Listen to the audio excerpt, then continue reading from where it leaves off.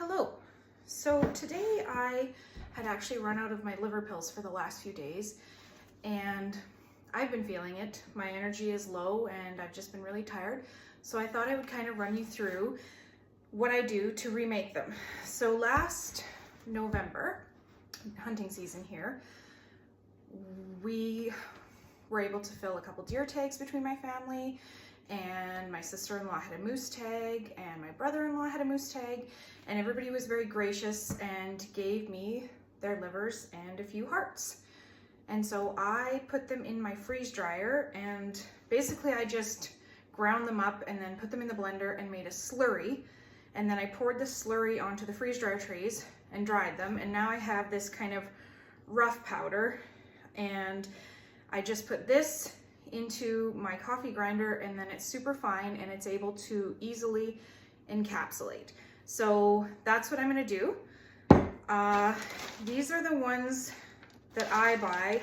So the size here says a 00, and that works in this encapsulator that I got off of Amazon. And so this holds 100. So first thing I do is I count out 100 of these and I split the tops and the bottoms, and then I'm going to put the liver powder into the coffee grinder, and then I will show you how to encapsulate them.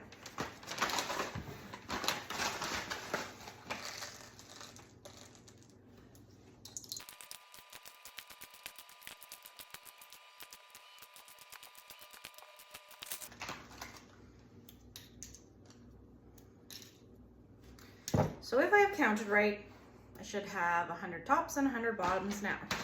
So I'm going to set those aside, and I'm going to put my liver powder up to, there's a max line here in my coffee grinder, and I'm going to fill it up to there, and then I blend for 30 seconds, and then I'll have a really nice fine powder. Hopefully I can edit out the noise that this thing makes because it's loud.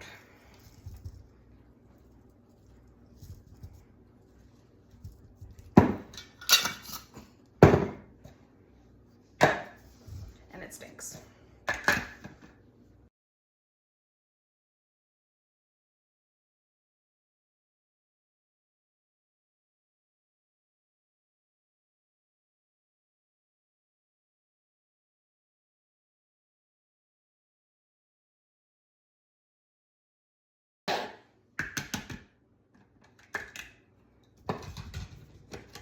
Now you'll see it's a super fine powder, and then this works really great to put in the encapsulator. I seem to have to kind of reteach myself every time how to use this thing, even though I've done it dozens of times. Sometimes just have to quickly remember what I'm doing.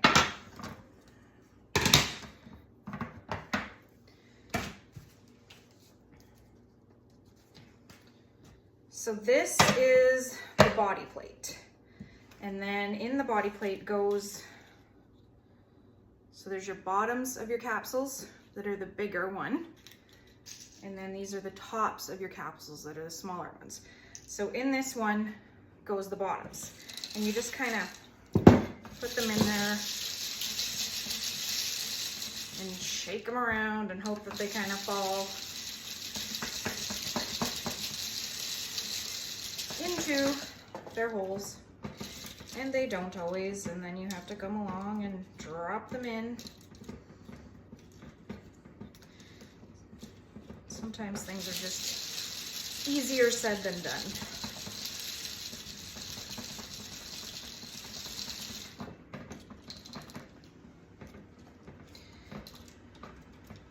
You'll know if there's already one that's dropped down in the hole. You can kind of see it. And if you go to put one, it's just not going to go because there's already another one sitting in there. So you shouldn't have to worry too much about them doubling up.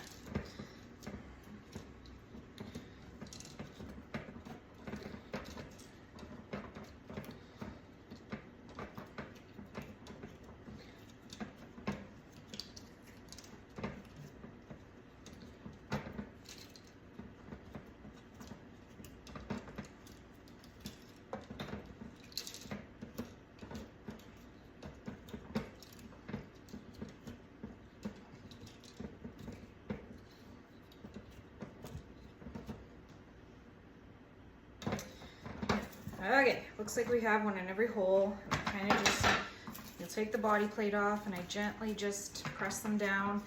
And then this thing is spring loaded and I will kind of just pop it up a bit just to see if I miscounted and any are missing, but it looks good. And then you're going to put on this white plate. And this plate allows you to put the powder in here, and then you have this little tool that will spread it all around, and then you have this tool that presses it down so that you can fill them right up by compacting it a bit.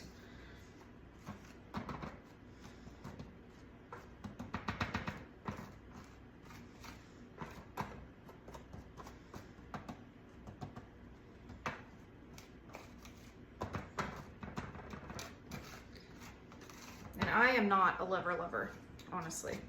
I think it's disgusting. I've tried to get over it and be an adult, but the texture is just, when I was grinding this down and putting it in the freeze dryer trays, just the smell was just something else to me. And even the smell of the powder right now is pretty gross, but I would much rather take the pills than A, try and eat liver, or B, try and mix powdered form into a smoothie or something. Just does not sound appealing to me. I have very low ferritin levels, so this, I take 4 pills a day to try and keep up my iron levels and my energy levels, and it has helped tremendously. For a few years I had bought from a terrific company with things, I guess, getting more expensive and fees across the border, etc., coming into Canada. It's just become not worth it with customs and stuff. So, and Canadian companies are so expensive to get liver pills from. So anyways, this works terrific. So I'm just gonna press them down, and they'll go down really easily right now because it's quite a soft powder. And then I'm gonna add more and put that in, and I will press them down a couple of times. Just like I say, making sure that we get right to the top.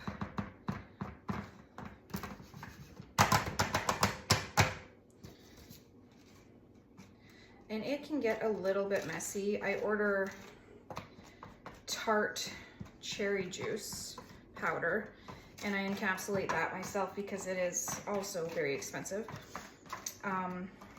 That is super sticky because as soon as it hits the air, so if I'm ever doing a bunch of encapsulating at one time, I try to always do the tart cherry juice last because it's just so sticky.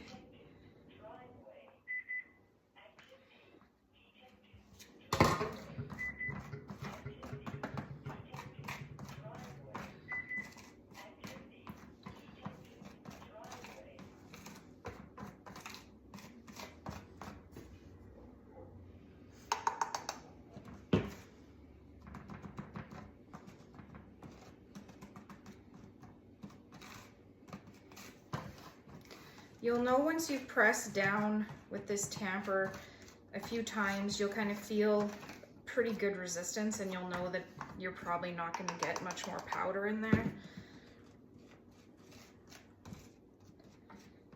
So you'll kind of be able to tell. I don't believe that this little tool was expensive. I think I paid like $40 on Amazon, and it's honestly been really great.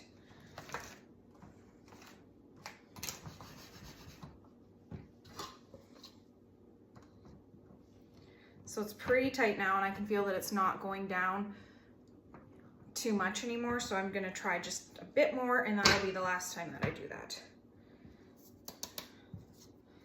That might be too much. We'll see.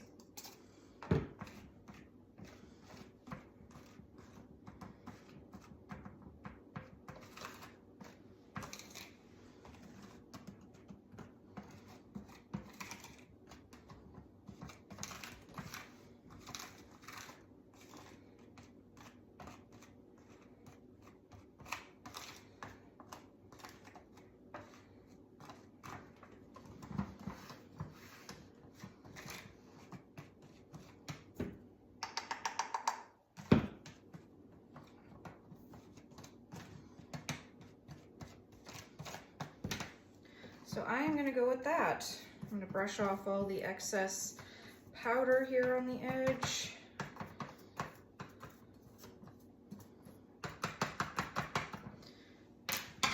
And just smooth it back out, anything that I may have knocked out.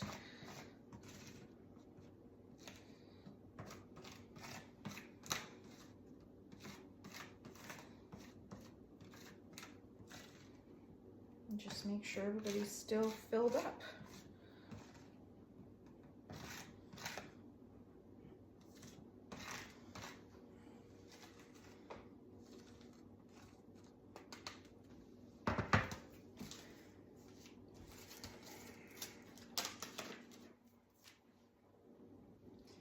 Okay, next we have, so this piece is for the tops. So this piece gets set inside of the bottom piece. And then again, same thing. Kind of shake these around. And this one's kind of annoying because they have these little holes in the corner, and guaranteed every time the little tops get stuck in there. And you have to try and dig them out.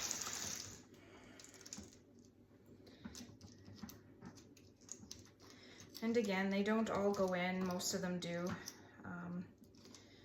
And then you have to finish it off.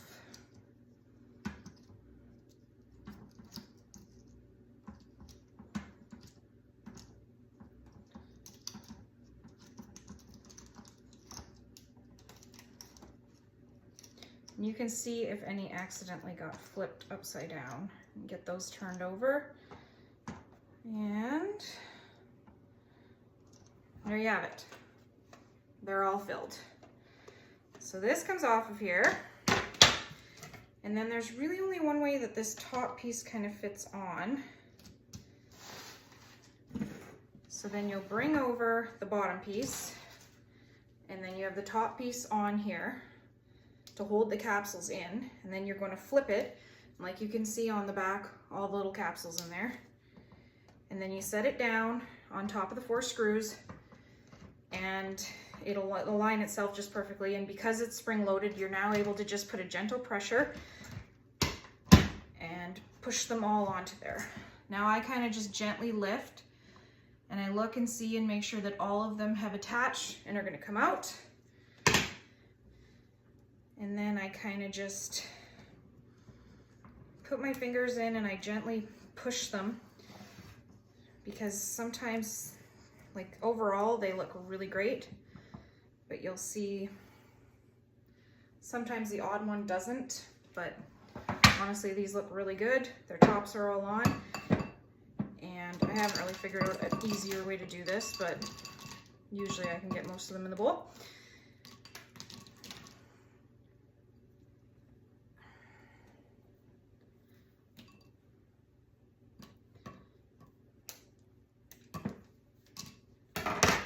And just like that,